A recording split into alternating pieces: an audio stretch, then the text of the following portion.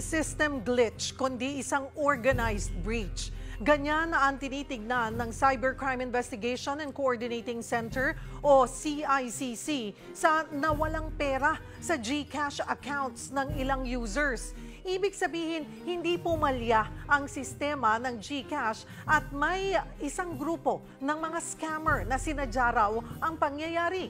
Kaugnay niyan, makakausap natin si CICC Executive Director Undersecretary Alexander Ramos. Magandang tanghali po sa inyo, Yusek. Ay, magandang tanghali, Sir. Salamat po sa oras. Yusek, sa naunang pahayag po ng GCash, sanhi lang daw ng error sa ongoing system reconciliation process yung nangyari. Paano nyo po nasabi na hindi pala po ito sanhi ng system glitch? Nako, ang detalye nila, sila lang nakakaalam eh.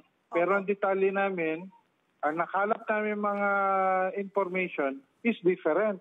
Opo. So, kailangan i-reconcile natin to. Example natin, si vlogger natin, si comedian Pokwang, nag-post sa mga numbers, sa mga nanawal siya ng pera. Ngayon, dahil over the weekend talagang naka-standby kami, yung CICC, hindi po tayo natutulog, 24 oras tayo. Hanggang madaling araw ng linggo, lahat ng biktimang pwede namin ma-reach out, ay personal naming tinatawagan, kinokontak sa various means, no? Of the 21 na na-contact natin, 4 lang bigay ng detalye. Ang detalye na yon ay tumutugma sa mga numero na napadala ng pera na withdraw sa pera ni Pokwang. So, hindi naman sila magkakakilala. Paano ngayon nangyari yan? Okay lang sana kung random magkakaibang numero, di ba? Opo. Opo. At number 2, nangyari to sa specific time na hindi naman regular transaction hour at nangyari, di ba? Okay sana kung nangyayari ito sa regular hour. Eh, hindi eh. Sa madaling araw to nangyari. Kaya napaka-imposible na mag-isa lang nagagalaw ang ano. Eh, alam naman natin itong mga scammer natin ay gumagalaw sa mga alanganing oras na hindi tayo nakabantay. So, meron tayong mga tinatawag na mga parameters para masabi na ito ay hindi ordinaryong pangyayari. Ito ay isang in-schedule na pang-attack. Sino ho ang nakikita? Dapat magtugma yan. Opo. Alright. Yusek, sino po ang nakikita nyong nasa likod nitong posibleng organized breach na ito? Na-trace na ho ba? Yan. That's why we are, nung buong weekend, no, Sabado, Linggo, katuwang ho natin. Actually, may mga tao sa GCash na kinokontak natin, mga telco. Ang problema sa GCash, pinapadali na press release. So we cannot investigate a press release, di ba? Opo. So we informed NTC of our findings. Kaya mag-independent investigation kami kung ganito ang sistema nila. So, ang sinasabi po natin, Yusek, mukhang the way you, well, I'm not sure, yung hindi po nagiging transparent o honest ang GCash dito po sa nangyaring claim nila na glitch. Yan ang lumalabas sa aming assessment kasi kung transparent sila, meron kami mga previous kaugnayan, no? Na maayos naman. Pero bakit itong weekend, suddenly, tikom ang bibig nila? So, diba? If you are transparent enough, the way the upper management is, dapat, ay kasama namin sila no weekend nag-iimbestiga. Eh, nihay, hindi ko makita eh. Alright. So, they're not working, including itong si Pokwang. We reach out to her. Tanda mo, she is an influencer. Marami nakikinig sa kanya. Paano ba nangyari? Ano ba na-resolve? Okay? Paano ba ginagawa niya nung mabiktima siya? Meron ba siyang activities para masabi natin na hijack yung account niya? Walang mga ganong explanation eh. Tinuturo agad ang sistema, pati nga SIM card registration, walang kinalaman sa pag-hijack ng account niya, isisisi niya. So makikita natin na, ano ba to? Isolated ba to? Marami bang biktima? Ilan ang naging biktima? Wala tayong ganong detalye. Ang alam natin, may 21 taong nag-report sa atin Apat doon, full and details. Yun ang hawak namin ngayon. So ano pa po ang plano po ninyo? Kagaya niyan ay parang pwede po ba ninyong i-assert or i-demand po sa GCash na makipag-cooperate po sa inyo para malaman talaga kung ano yung nangyari? Kami ho ay hindi nagde-demand. Kami ho ay partner ng taong bayan sa paghanap ng solusyon sa mga problema.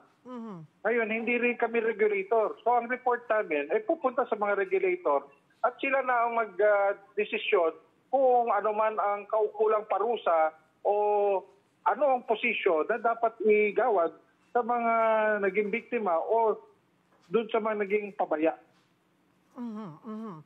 Okay. Pero yung pananagutan din po nitong GCash na to be transparent and sa mga users po nila. Ay, yun, importante po yun dahil kasiraan nila yung pag hindi sila transparent. At naninindigan po kayo na hindi lang ito system glitch. Hindi po.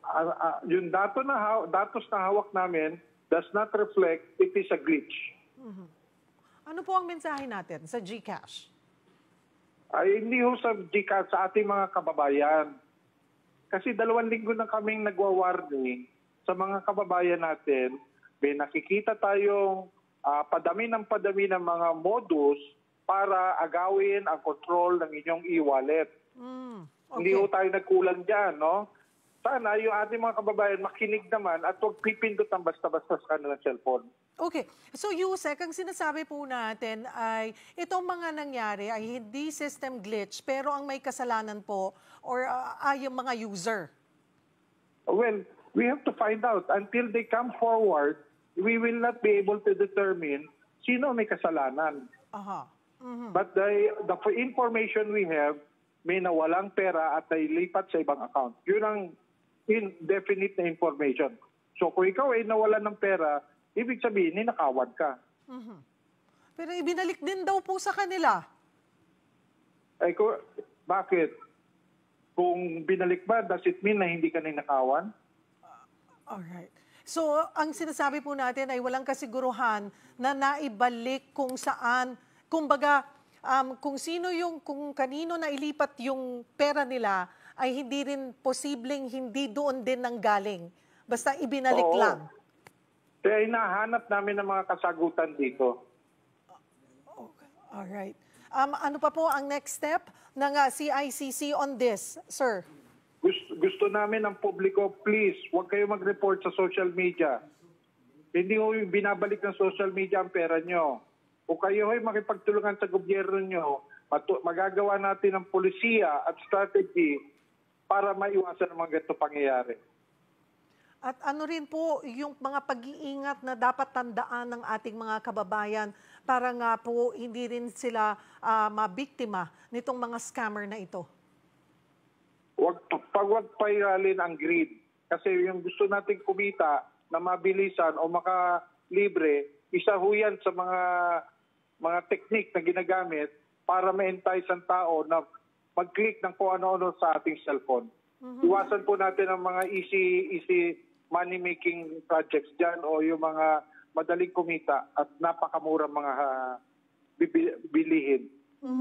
Kagaya po, naalala ko lamang po, sir, kahapon ay 11/11. So, ang daming siguro nag-place ng kanilang orders. Kagaya po ako, wala naman akong in-order, pero may message na your Lazada shopping fast refund policy will be automatically renew.